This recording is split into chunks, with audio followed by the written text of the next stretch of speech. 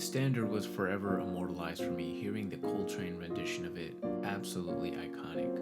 Returning to it as a student of composition reveals some insight as to why this tune was so popular on release and why it's still called to this day. It starts off on an E flat minor with a strong indication that this is our tonic with this rebound off of a dominant 7 chord. But as it returns to E flat minor, the voices drop to an A flat 7, as if the E flat has been the 2, and here is our arrival to the D flat, the true tonic. This resolution is promptly interrupted by this 4 dominant here, which resolves down a half step like a tritone sub to the 3 of our key.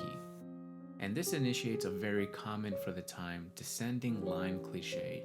You get the flat 3 diminished here, falling back onto the 2 chord. This unmistakable quarter note triplet in the melody letting you know that this is body and soul takes us to a minor 2-5 cadence to the 6, and that cycles up to the final 2-5 back home. So starting from here you get an ascension of fourths to end the section. Now going to the bridge, we're taking this 2-5 to the new key of D major, which is up a half step. But look at the first chord of the song, E flat minor, and this new tonic opening up the bridge.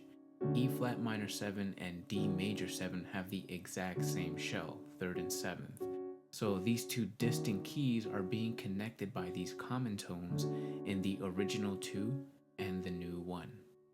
The bridge progression is a relatively simple ascension up the new key going to the 2 and 3 before we get what looks like a backdoor cadence to D major, instead resolving to the 3rd, a mediant reharmonization.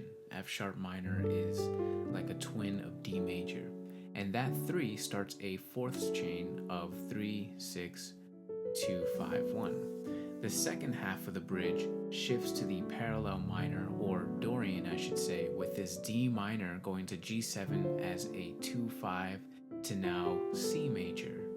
Now look at this, we've got an E flat diminished major 7, which is very much like this moment up here. A tonic going up to its 4 dominant. This E flat chord is like a rootless F dominant 13 flat 9, which may not be obvious to newer students, but that's what I'm here for.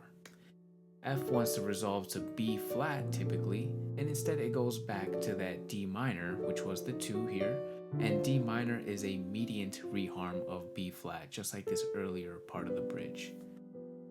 This time the cadence moves to a C dominant 7, which then descends chromatically to the secondary dominant of the original 2 chord, E flat minor, and that commences the final A section, and that's pretty much it to body and soul.